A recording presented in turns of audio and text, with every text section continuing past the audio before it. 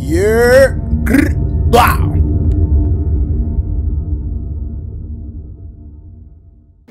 Blah. Mumful Prophet. Off top. What's up, people? Complete story of Senna, Lucian, and Thresh.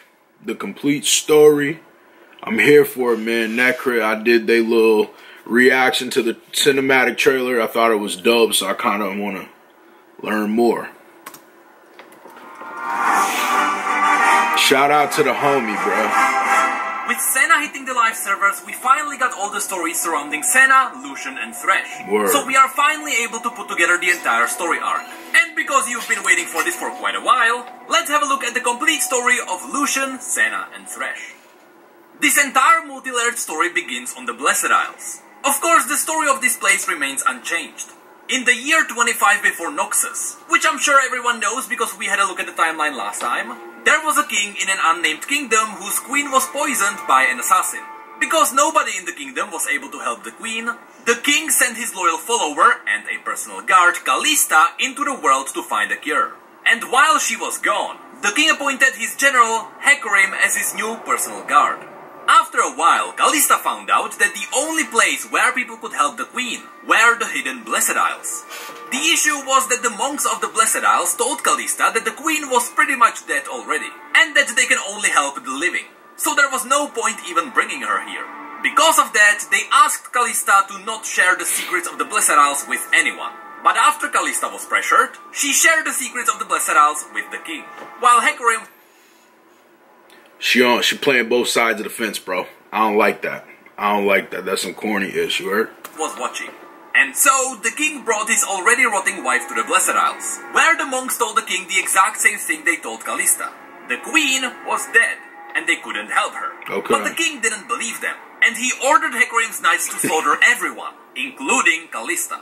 You can see how mad the king got from sharing a room with a rotting corpse for months. In the end, one of the monks gave up, and he showed the king the waters of life, where they successfully resurrected the queen. By which I mean the queen stayed as a rotting corpse, only now she was a living rotting corpse. This image was the last straw of the king's already fragile mind, and after he realized what he had done, he cast a spell that would kill him and the queen, so that at least they could be together in the afterlife. Okay. The problem is that... you know, he trying to be on his, what's his name? Why'd I forget his name? You know what I'm talking about, though. The Blessed Isles were a land filled with magic, and so, when the king cast the spell, the lands amplified it, and the result was an explosion that spread... Romeo and Juliet. I don't know. I spaced it. My bad. My bad. You know what I mean? He's trying to be on his Romeo and Juliet-ish. He said, listen, if she gone, I'm gone. I feel it.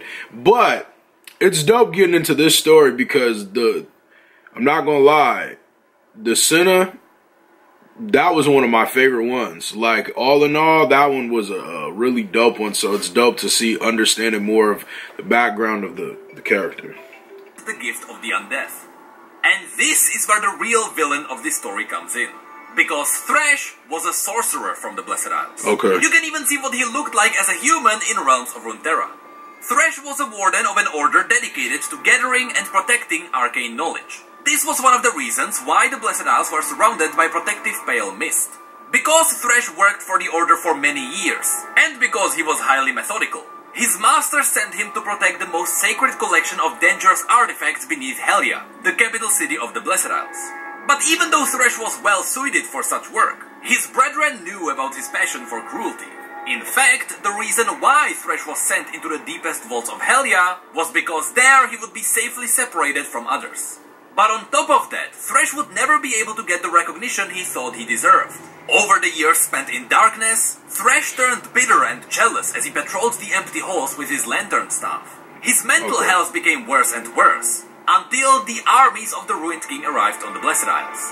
Secretly, Thresh delighted in the slaughter that followed, and in fact, the monk who led the king to the fabled waters of life was none other than Thresh himself. He did it to see the guardians of that sacred place slaughtered, and to hopefully get the recognition he desired. After that, the king transformed the lands with his foul magic, turned the protective pale mist into the predatory black mist, and as a side effect, he created one of the...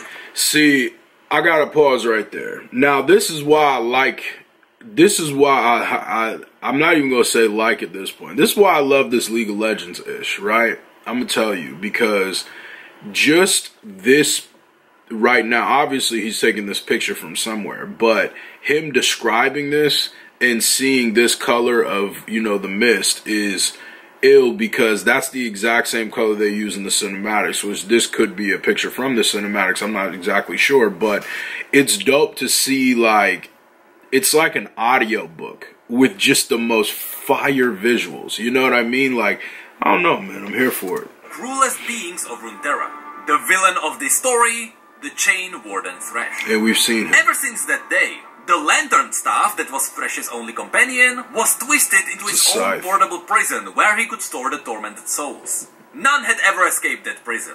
None but a single soul. Heard you. Which brings us to the protagonist of this story. Ever since he was a boy, Lucian wanted to be just like his father, Urias, a member of the Sentinels of Light, protecting the living from the Black Mist. But Urias didn't want his son to follow his footsteps. He was hoping Lucian would choose a less dangerous life, so he could keep their family safe. As a result, even though Lucian waited for the day he would become his father's apprentice, that day never came. And as Urias traveled the world, Lucian stayed home in Demacia. And with more and more time spent in Demacia, Lucian realized how much he disliked their culture. Demacia could only recognize the good or evil, and they would exile peaceful mages to the hinterlands. Lucian saw that in reality these mages were just people that needed help, and Lucian found fulfillment in safeguarding these banished mages on their dangerous journey out. After he returned home from one such journey, he found a stranger waiting at his door. She introduced herself as Senna, a Sentinel of Light. With Urias' relic weapon in her hands, she told Lucian his father died in a battle against the Black Mist. Damn. From this point on, the stories of Lucian and Senna combined. Okay, I was gonna say, because in their trailer, they saw each other and then the mist went around them, so that was kind of, it's fire, bro. Before we continue, we need to know how Senna got to this point. Senna first encountered the mist at an early age. One day, a wreckage from a distant harrowing washed up on her home island, which is an unknown place to us. And the black mist within the wreckage awakened upon contact with life. Senna and her village survived the following storm of souls, thanks to the intervention of a nearby sentinel. But even after the storm was repelled, the mist was still mysteriously drawn to Senna. And in time, they realized that Senna was cursed, and the horrors of the mist pursued her endlessly. She could never know when it would strike next. But what's worse, when it didn't come at all, Senna would become paranoid. The sentinel who saved Senna was none other than Urias. Even he didn't understand why Senna was cursed. She was just an ordinary girl after all. But he knew that if she was to survive, she had to learn how to fight back. And so Senna joined Urias in the Sentinels of Light, a sacred order that could be traced back to the Blessed Isles. So, my question is this, is Senna and Lucian, are they together? I mean, because unless I missed that part, are they just kind of like soulmates? You know what I mean? Like, I don't know. Because it seems as if, like, maybe he's, you know, around her because of the connection to the dad. Over time, she learned how to use the relic stone pistol Urias gave her. But even as Senna grew comfortable working with Urias, she learned to keep everyone else distant from her. Because should the mist come again, she would only be hurt more as her friends got devoured.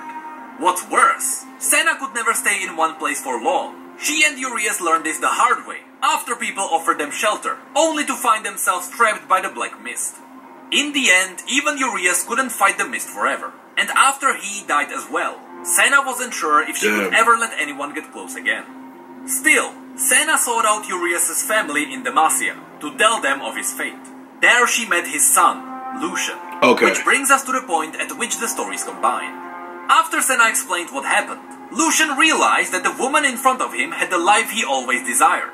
While he stayed in Demacia, she traveled with Urias around the world, fighting the darkness. As Senna made to take her leave, Lucian stopped her, insisting to join her, and Senna reluctantly allowed him to accompany her. This meant that they had to travel to Urias' birthplace together, which was far away from the Demacian lands. Part 2 coming soon, bruh. Grr, blah!